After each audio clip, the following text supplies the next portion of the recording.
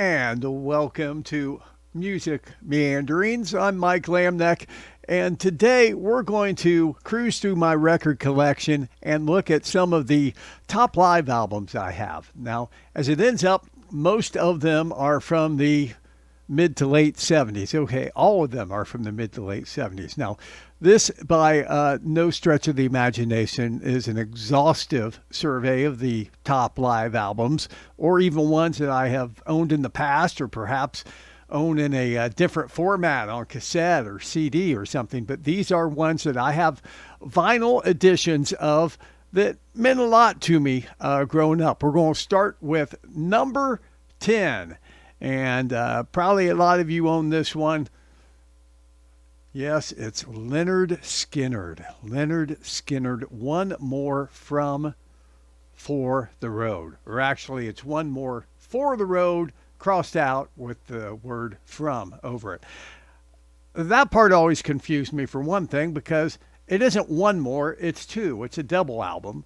It also, of course, features the live version of Sweet Home Alabama and, yes, Freebird. Everybody has been yelling Freebird at every concert, even if it's not Lynyrd Skynyrd, ever since. So Lynyrd Skynyrd, One More From the Road from 1976, number 10 on my list of best live albums in my collection. And moving on to number 9 is actually a triple album.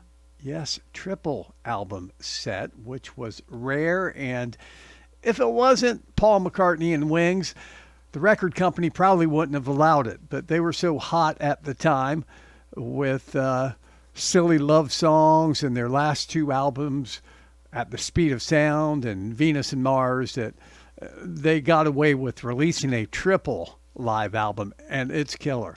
Fantastic stuff.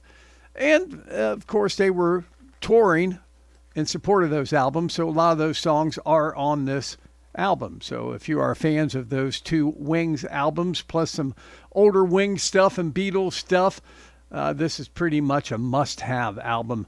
Wings Over America from 1976. Now, this one I picked up on cassette. At the time, I was not aware of Blue Oyster Cult. They weren't really on my radar other than Don't Fear the Reaper.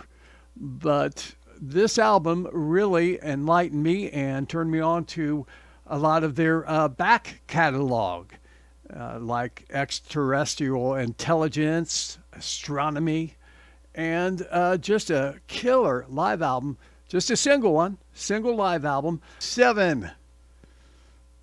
Foghat Live. Yeah, Foghat Live. Of course, Fool for the City, Home in My Hand, I Just Want to Make Love to You, Honey Hush, and of course, the live epic version of Slow Ride, and the killer cover there, right? The die-cut cover, which features a live shot of the band. Now, you had to put it in right, because otherwise it didn't make much sense if you put that sleeve in backwards.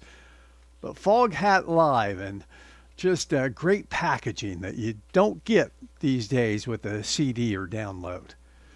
Well, this might top a lot of people's list when it comes to live 70s albums, and that is Cheap Trick at Budokan. Yeah, Cheap Trick at Budokan from 1978, a game changer, of course, for the band, and you might be aware of the story, maybe you're not, but this was not intended to be an American release.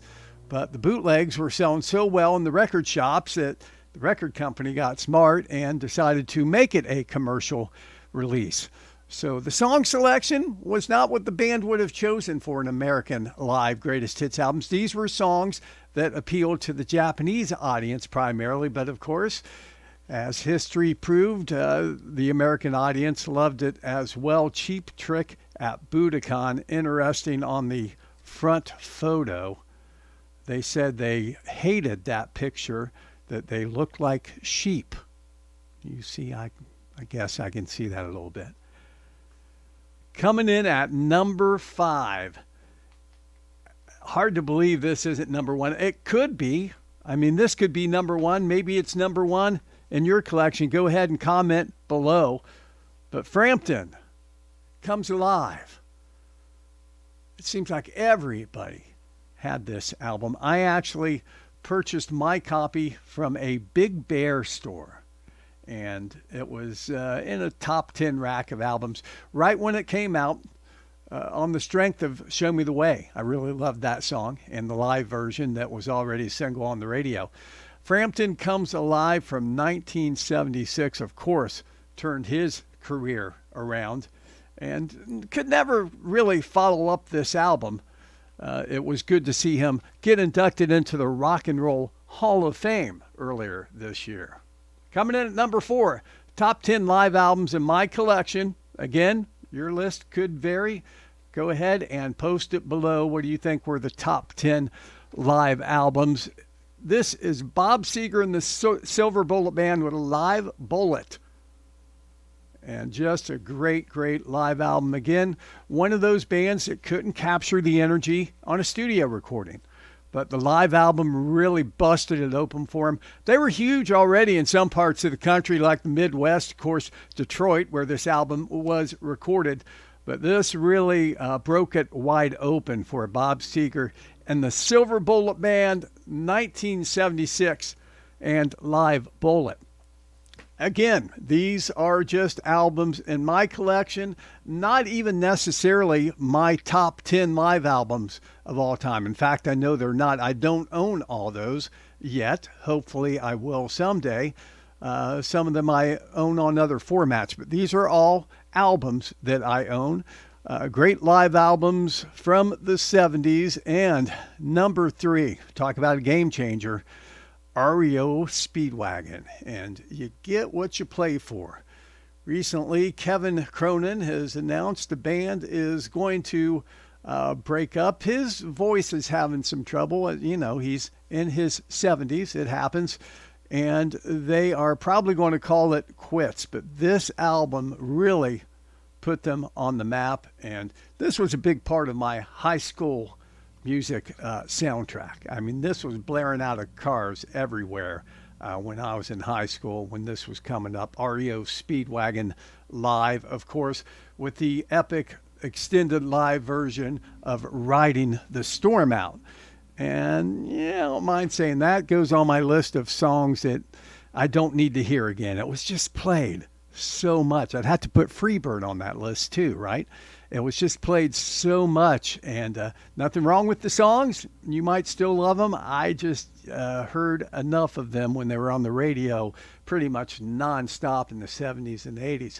Well, number 2 is Kiss Alive out of 1976. And again, a case where they had 3 studio albums, just couldn't effectively capture the energy of their live show. And this was pretty much a do or die for the band. They were about ready to lose their recording contract.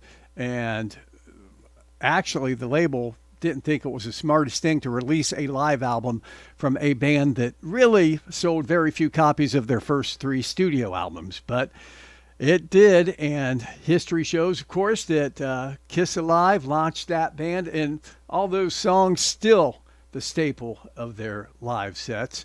And we'll see as the band continues in some form. And that takes us up to number 1, the number 1 live record in my collection.